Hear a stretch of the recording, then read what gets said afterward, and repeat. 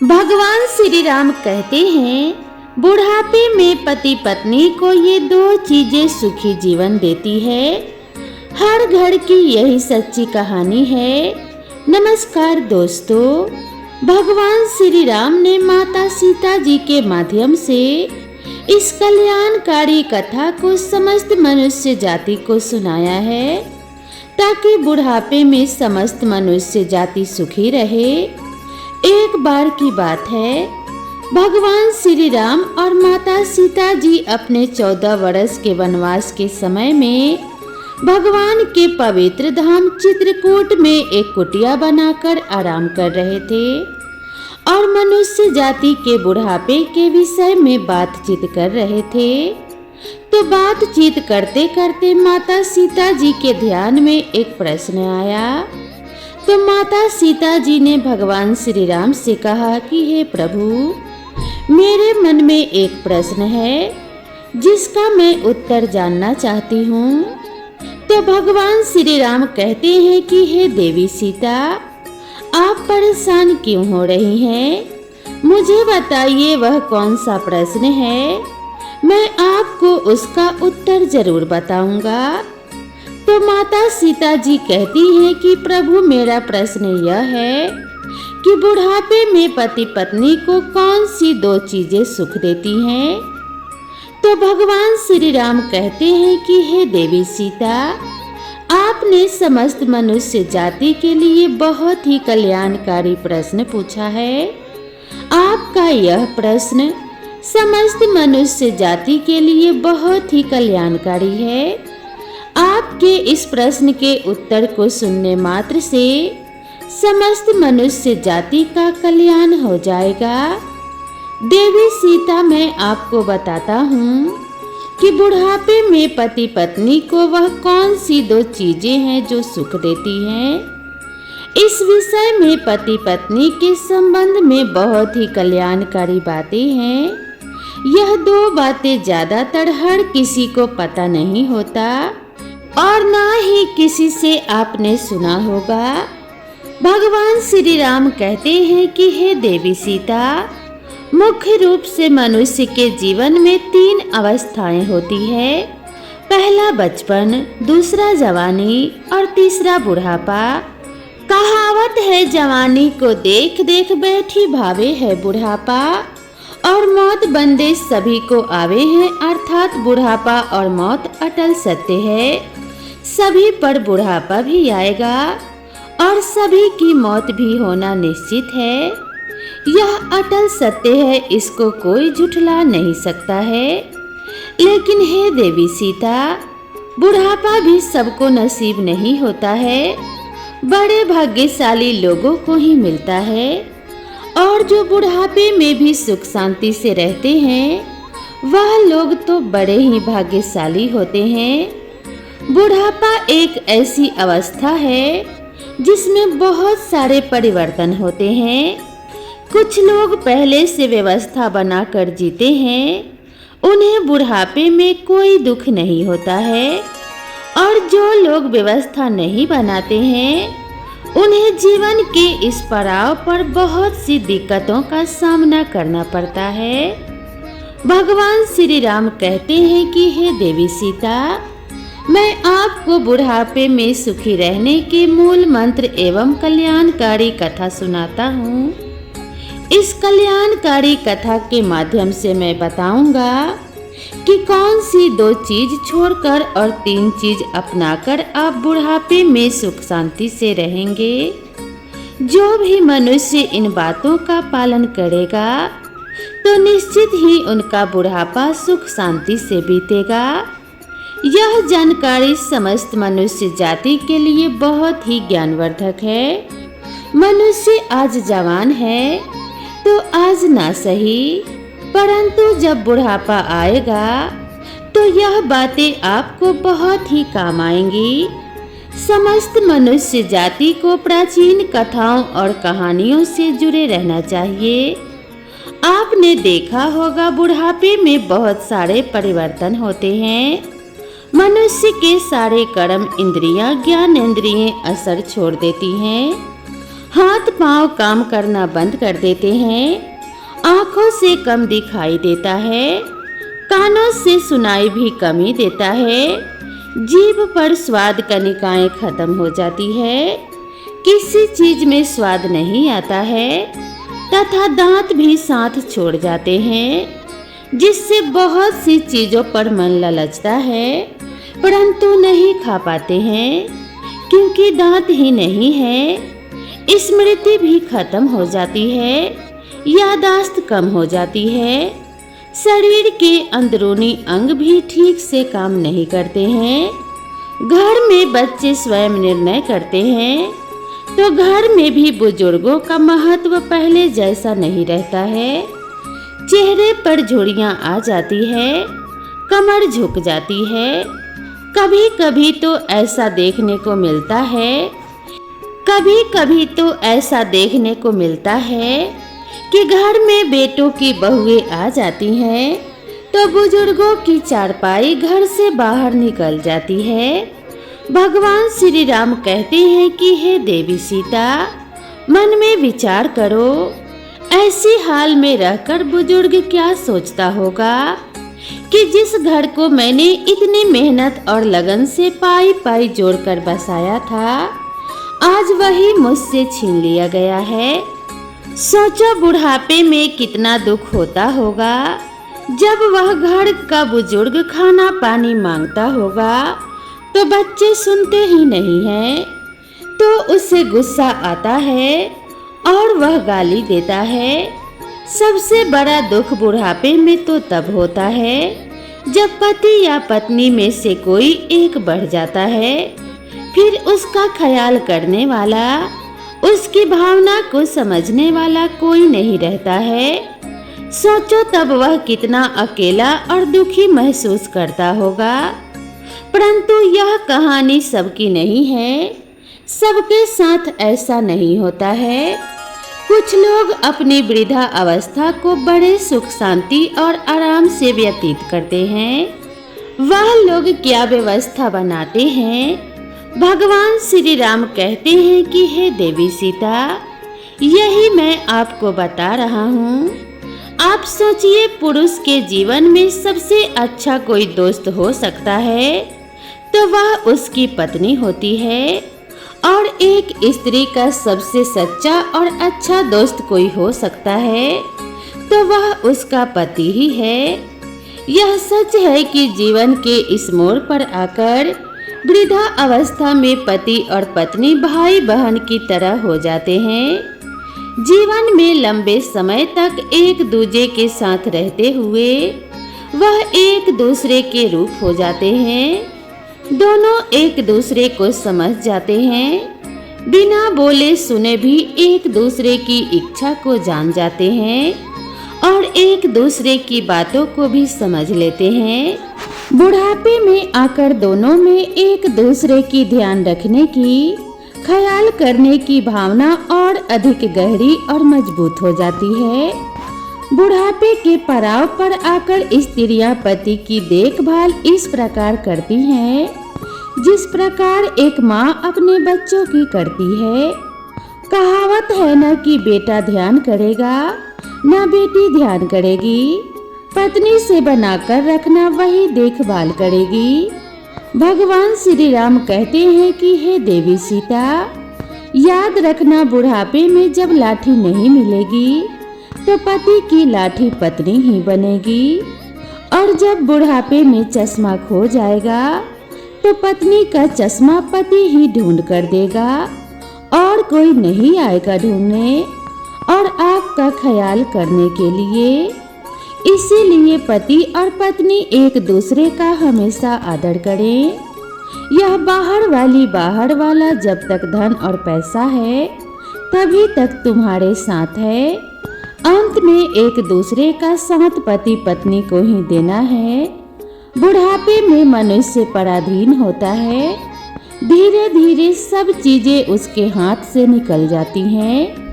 इस स्थिति में स्वाभाविक है कि मनुष्य चिड़चिड़ा हो जाता है और गुस्सैल स्वभाव का हो जाता है। बहू बेटे नाती पोते की अपनी अपनी जिंदगी हो जाती है। सबकी जरूरतें अपनी अपनी रहती हैं। बुढ़ापे में माँ बाप की कोई नहीं सुनता है। सबका अपना अपना अलग जीवन होता है। इस स्थिति में कैसे सुख शांति से अपनी वृद्धा अवस्था को बिताएं? भगवान श्री राम कहते हैं कि हे देवी सीता, मैं यही आपको इस कहानी के माध्यम से बताता हूँ। बुढ़ापे में एक व्यक्ति ऐसा ही गृहस्थ था। उसके पास बहुत चिड़चिड़ापन था। वह बात बात में गुस्सा हो जाता था, जबकि उसकी पत्नी समझाती थी कि इस उम्र में इतना गुस्सा करना ठीक नहीं है, परंतु वह मानता ही नहीं था। जरा सा नमक तेज हो जाता था तो भोजन की थाली को फेंक देता था। कभी मिर्ची ज्यादा हो जाती थी तो खाने की थाली फेंक देता था। बहुत गुस्सा उसके अंदर था। इस व्यवहार से उसका पूरा परिवार परेशान था। पूरे घर में कलेश रोज बना हुआ था। घर के सभी लोग सत्संगी थे। एक महात्मा जी के सत्संग में जाते थे तो एक दिन एक व्यक्ति बोला कि इनको भी ले जाया करो सत्संग में। हो सकता है कि सत्संग सुनकर इनका व्यवहार बदल जाए। तो घर वालों ने बोला कि ठीक है। घर वालों को बात समझ में आ गई तो बोले इनको भी गुरुजी के पास ले चलते हैं। उनको दुख बताएंगे तो शायद कुछ हल निकल जाए। रोज रोज की किचकिच से तो हो सकता है कि मुक्ति मिल जाए और घर में कलेश खत्म हो जाए और सुख शांति आ जाए। तो फिर एक दिन घर वाले बड़े मुश्किल से उसे मनाकर उस वृद्ध व्यक्ति को गुरुजी के पास ले गए। तो महात्मा बिना बताए सब कुछ जान गए, क्योंकि महात्मा तो अंतर्यामी होते हैं, वह सब कुछ जान ही लेते हैं। जब वह गुरुजी के पास गए तो वे जान गए कि यह लोग क्यों मेरे पास आए हैं। तो गुरुजी देखते ही समझ गए कि उनके घर में कलेश है, इसीलिए घर में सुख शांति की तलाश में यह सभी मेरे पास आए हैं। और वे यह भी जान गए कि उनके घर में कलेश का कारण क्या है। वह दुख से ग्रस्त परिवार जब पहुंचा तो दोपहर का समय था। फिर सब पहुंचकर गुरुजी को प्रणाम करके वहीं बैठ गए। उनके सामने ही आसन पर गुरुजी अपने कुटिया में कुछ लिखवा रहे थे, जो उनकी धर्म पत्नी का नाम था। अचानक गुरुजी की माता प्रेम से बोली कि प्रेम दीपक जला कर ले आओ, तो मुझे कुछ खोजना है। तो गुरुजी जब दीपक लेकर आए तो वह दुखी परिवार को बड़ा आश्चर्य हुआ कि दोपहर का वक्त है, अच्छी खासी धूप और उजाला है, तो दिया मंगाने का क्या कारण हो सकता है। तो उस दुखी परिवार ने सोचा कि संत जी या तो मूर्ख हैं या फिर पागल हैं। भला सूरज की अच्छी खासी उजाला है और यह दीपक मांग रहा है, यह तो अजीब संत है। सभी लोग अपने मन में ऐसा सोच ही रहे थे कि तब तक माताजी जलता हुआ दीपक लेकर आ गईं। उन्होंने चुपचाप दीपक को दे दिया और अंदर चली गईं। फिर सब सोचने लगे कि उनकी पत्नी भी क्या खूब है, यह भी नहीं पूछा कि पागल हो गए हो क्या। दिन है, दोपहर का समय है, अच्छी खासी धूप और उजाला है, फिर भी दीपक क्यों मांग रहे हो। वह बुजुर्ग आदमी बड़ा आश्चर्यजनक होकर सोचने लगा कि मैं कहाँ आ गया पागलों के पास में। यह संत जी तो सचमुच पागल है, साथ ही सबसे बड़ी पागल और मूर्ख इसकी पत्नी भी है। यह पागल मेरे घर में सुख शांति लाएंगे, यह मेरे घर के कलेश को खत्म करेंगे, यह मेरे बुढ़ापे को सुखी करेंगे। उसके मन में सवाल ही सवाल बार बार उठते जा रहे थे। परंतु उसने कुछ बोला नहीं, अपने गुस्से में बैठा रहा। तो गुरुजी उसके मन की बात जान गए कि यह गुस्से से फनफना रहा है और हमको पागल समझ रहा है। उन्होंने यह भी जान लिया कि गुस्सा इसे इसीलिए आ रहा है कि एक भी सवाल क्यों नहीं पूछा इस बेवकूफ के लिए। गुरुजी सब जान गए थे, परंतु बेपरवाह होकर दीपक की रोशनी में लिखते रहे।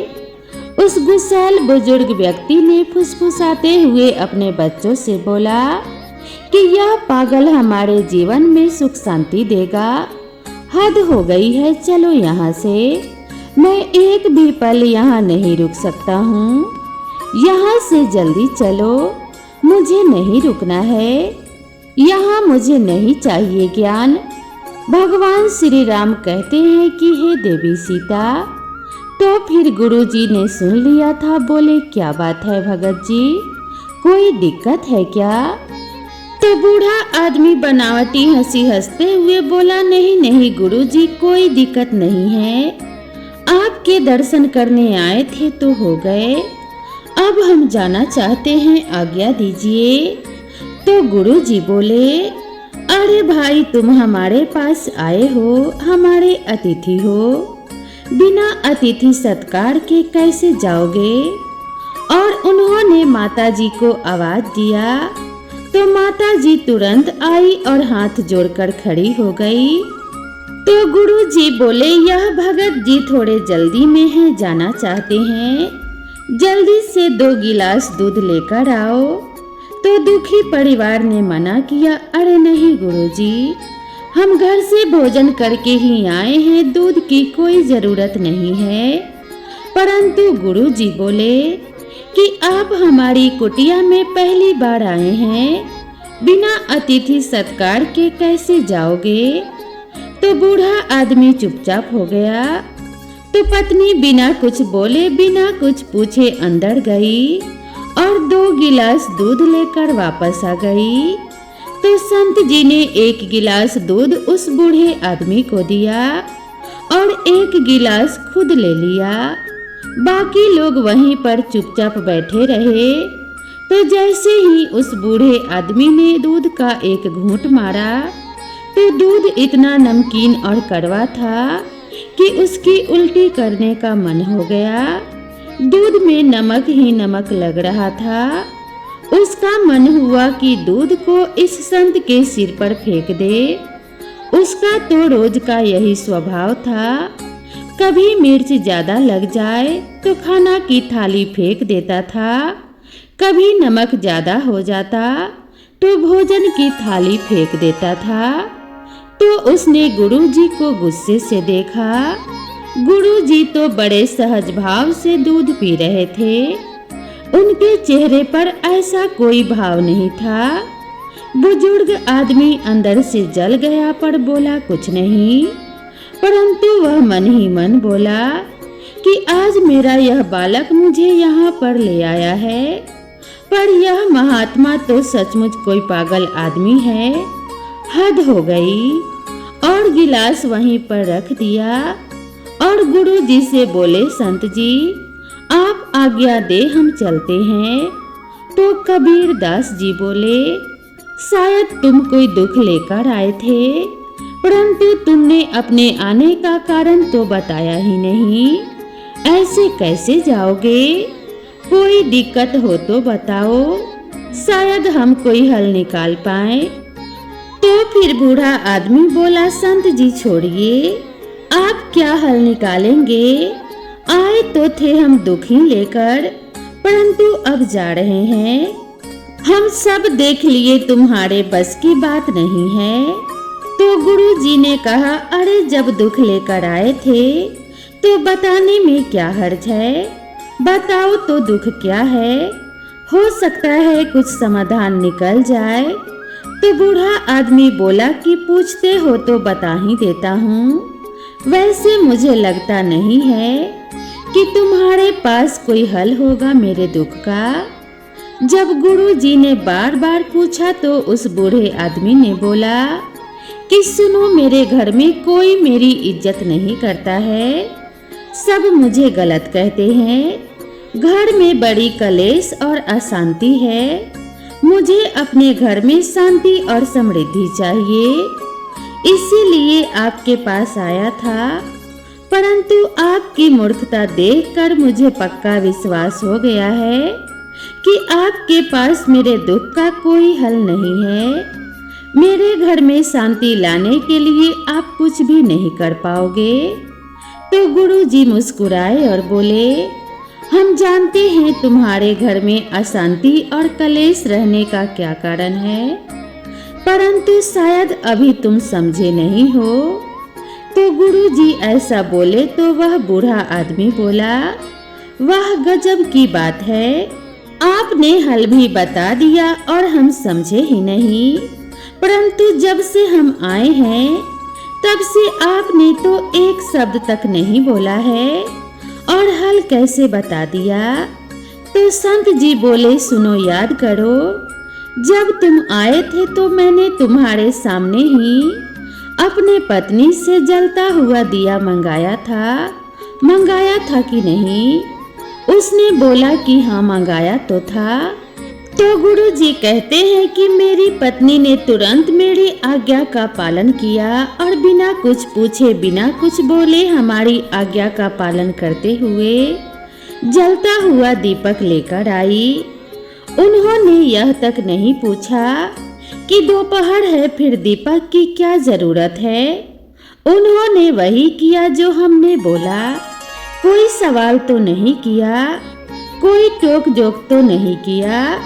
बूढ़ा आदमी बोला, हाँ, इसी का तो मुझे ताजुब है। तो गुरुजी बोले, उसके बाद फिर हमने दूध मंगाया। हम जानते हैं हमारी पत्नी ने शक्कर के स्थान पर दूध में बहुत सारा नमक डाल दिया था। दूध बहुत कड़वा था, इतना कड़वा कि तुमसे पिया नहीं गया। और आपने देखा हम इस कड़वे दूध को चुपचाप पी गए। तो पता है क्यों? क्योंकि जब पत्नी ने हमसे दीपक के बारे में कुछ नहीं पूछा तो हमें भी उससे सवाल जवाब करने का कोई अधिकार नहीं है। उन्होंने दीपक लाना, हमारी आज्ञा का पालन करना ही अपना धर्म समझा। तो हम कैसे पूछते कि दूध कड़वा क्यों है? हमने भी अपना धर्म समझा और दूध पी लिया। जिस तरह उन्होंने कोई प्रतिकार नहीं किया है, इस तरह हमने भी कोई प्रतिकार नहीं किया। इससे क्या समझे? इससे यह सिद्ध हुआ कि पति और पत्नी दोनों का सामंजस्य स्थापित कैसे करना चाहिए और एक दूसरे की बात कैसे माननी चाहिए। एक दूसरे की बात का सम्मान हमेशा करना चाहिए। दोनों को प्रेम और विश्वास से रहना चाहिए। मुझे पता है ऐसा तुम नहीं करते हो। तो गुरुजी बोले कि तुम ध्यान रखो, गलती सबसे हो जाती है। आज गलती से दूध में शक्कर के जगह पर नमक पड़ गया तो हमने स्वीकार किया और चुपचाप बिना कुछ पूछे, बिना कुछ बोले पी लिया। तुम्हारे घर में अशांति का कारण यही है, तुम दो चीजों से बहुत परेशान हो और उसी के कारण तुम्हारे घर में कलह और कलेश है। भगवान श्री राम जी कहते हैं कि हे देवी सीता, बुढ़ापे में जो इन दो चीजों का त्याग कर देता है वही सुखी जीवन जीता है। कबीर दास जी ने बताया कि यह दो चीज है, स्वाद और गाली। बुढ़ापे में सुखी रहने के लिए जरूरी है कि मनुष्य स्वाद और गाली को छोड़ दे, तो घर में शांति बनी रहेगी और बुढ़ापा सुखमय बीतेगा। हमें समझना चाहिए कि घर में जो महिला भोजन बनाती है, कितने भाव से और मन से और परिश्रम से भोजन बनाती है। गर्मी ज्यादा हो और चाहे जैसी भी परिस्थितियां हो, उस समय बड़े भाव से भोजन बनाती है और हमें खिलाती है। कहावत है कि राज रसोई बागड़ी कभी कभी बन जाए, कभी गलती हो सके हो जाता है कि नमक ज़्यादा हो जाए, मिर्च ज़्यादा हो जाए, तो क्या हमें उस भोजन को फेंक देना चाहिए? बिल्कुल भी नहीं। हमें यह समझना चाहिए कि जैसे स्त्री ने, पत्नी ने, या फिर तुम्हारी पुत्रवधू ने, या फिर बहू ने इतनी मेहनत से, इतनी भाव से भोजन बनाया है, तो हमारा धर्म है कि उसे स्वीकार करना। और धोखे से नमक मिर्ची ज़्यादा हो जाती है तो कोई बात नहीं, हमें उसकी प्रशंसा करते हुए भोजन ग्रहण करना चाहिए और उसे प्रेम भरे शब्दों से समझाना चाहिए, ना कि उसे गाली देकर उसके दिलों में हताशा पहुंचाना चाहिए। अगर हम ऐसा करते हैं तो दूसरे दिन वह मन से और भाव से भोजन बनाएगी, और अभी हम ऐसे थाली जमीन पर फेंक के मार देंगे तो सोचो उसके दिल पर क्या बीतेगी। क्या उसके मन में तुम्हारे लिए कोई सम्मान बचेगा? भगवान श्री राम कहते हैं कि हे देवी सीता, गुरु जी कहते हैं हरगिज नहीं। यहाँ उसे स्त्री का और अन्य दोनों का अपमान हो जाएगा। हमें यह अपमान कदापि नहीं करना चाहिए। जहाँ भोजन और स्त्री का अपमान होता है, उस घर से लक्ष्मी, शांति और समृद्धि चली जाती है। अतः भूल कर भी हमें ऐसा नहीं करना है। गुरु जी कहते हैं कि इसीलिए बुढ़ापे में हमें दो चीजों का त्याग कर देना चाहिए, पहले स्वाद और दूसरा गाली। जैसा भी मिले, जो भी मिले, उसे भगवान का भोग समझकर ग्रहण करना है, तो बुढ़ापे में कोई दुख नहीं होगा। स्वाद और गाली दोनों ही बुढ़ापे में बहुत दुखदाई होते हैं। तो उस बूढ़े आदमी के परिवार को और खास तौर से उस बूढ़े आदमी को पूरी बात समझ में आ गई कि मेरे घर में अशांति क्यों बनी है। तो वह दोनों हाथ जोड़कर गुरु जी से क्षमा मांगने लगा और बोला कि मैं अज्ञानी पता नहीं क्या क्या आपके बारे में सोचने लगा, और मैंने जो अनुचित वचन बोला है, आप मुझे उदारता और विशालता दिखाते हुए क्षमा करने की कृपा करें। आज के बाद मैं ऐसा कभी नहीं करूँगा। गुरु जी ने उसको क्षमा कर दिया और बोले कि आज संकल्प लो कि स्वाद और गाली को यही छोड़कर जाओगे। संत जी बोले, सुनो, यदि बुढ़ापे में सुखी रहना चाहते हो तो इन दो चीजों का त्याग करो। भगवान श्री राम जी कहते हैं कि हे देवी सीता, अब मैं आपको अंतिम चीज के बारे में बता रहा हूँ। जिन तीन चीजों को हमेशा अपने साथ रखना है, तो बुढ़ापे में कभी कोई दुख नहीं होगा। तो फिर बूढ़ा आदमी बोला कि मैं आज से ही स्वाद और गाली का त्याग करता हूँ। परंतु संत जी, वह तीन चीज कौन सी है जो मुझे अपने साथ रखनी है, बताने की कृपा करें। तो फिर गुरु जी बोले कि जिनका जीवन अनुशासित होता है, सफलता उनके दरवाजे पर जरूर दस्तक देती है। मनुष्य का जीवन तभी सार्थक बनता है जब वह अपने कार्य और जिम्मेदारी के बीच संतुलन बनाकर रखता है। बुढ़ापा जीवन का वह पड़ाव है जहाँ हर इंसान सुख और आराम की जिंदगी जीना चाहता है। इस पड़ाव में खुशियाँ पाने के लिए मनुष्य को बुढ़ापे तक किन चीजों का साथ नहीं छोड़ना है, इसे समझना बहुत ही जरूरी है। पहली बार धन का सदियों उपयोग है। धन ऐसी चीज है जो अपने और पराये के बीच का फर्क समझा देती है।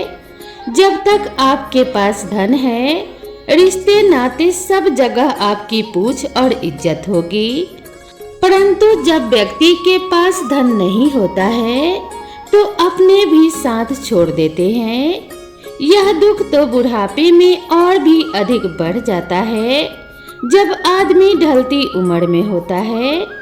इसलिए धन का सदा सदुपयोग करना चाहिए। धन की बचत करेंगे तो बुढ़ापे में आपको किसी के सामने हाथ फैलाने की जरूरत नहीं रहेगी। साथ ही ध्यान संपूर्ण धन पर कुंडली मारकर बैठ जाना भी बुढ़ापे में दुखदाई होता है। दूसरी बात है अनुशासन। अनुशासन अभ्यास से ही आत्मविश्वास का जन्म होता है। जो इंसान अपना हर काम समय पर करते हैं, अपनी दिनचर्या को अनुशासित ढंग से जीते हैं, उन्हें कभी किसी पर निर्भर नहीं रहना पड़ता है। वह अपने हर लक्ष्य को प्राप्त कर ही लेते हैं। शुरुआत से ही मनुष्य को अपने काम को सही समय और सही तरीके से करने की आदत होनी चाहिए, तो उसे बुढ़ापे में दुख नहीं सहना पड़ेगा। समय के अनुसार खान पान, तय समय पर सोना जागना, व्यायाम, हर कार्य निश्चित समय पर करना है, जो अच्छे स्वास्थ्य के लिए बहुत ही जरूरी है। अनुशासन का साथ कभी नहीं छोड़ना है और हमेशा सतमार्ग पर चलते रहना है। जब आप सतमार्ग पर चलेंगे तो यदि आपके घर परिवार वाले साथ नहीं देंगे तो भी आपका साथ हमेशा भगवान देंगे। आपके बुढ़ापे की लाठी ईश्वर बनेंगे। भगवान श्री राम कहते हैं कि हे देवी सीता, इस प्रकार से संत जी ने बताया कि बुढ़ापे में वह कौन सी दो चीज है जो सुख देती है। भगवान श्री राम ने माता सीता जी के माध्यम से इस कल्याणकारी कथा को समस्त मनुष्य जाति को सुनाया है, ताकि बुढ़ापे में समस्त मानव जाति सुखी रहे। आशा है आप सभी को यह कहानी जरूर पसंद आई होगी। दोस्तों, आपको ये कहानी कैसी लगी कृपया कमेंट करके जरूर बताएं और कमेंट बॉक्स में अपनी राय देना ना भूलें। तो दोस्तों, वीडियो पसंद आई हो तो वीडियो को एक लाइक जरूर करें। साथ ही चैनल पर पहली बार आए हैं तो चैनल को सब्सक्राइब करना ना भूलें। तो दोस्तों, मिलते हैं इसी तरह की नई कथा और नई कहानी के साथ। तब तक के लिए नमस्कार।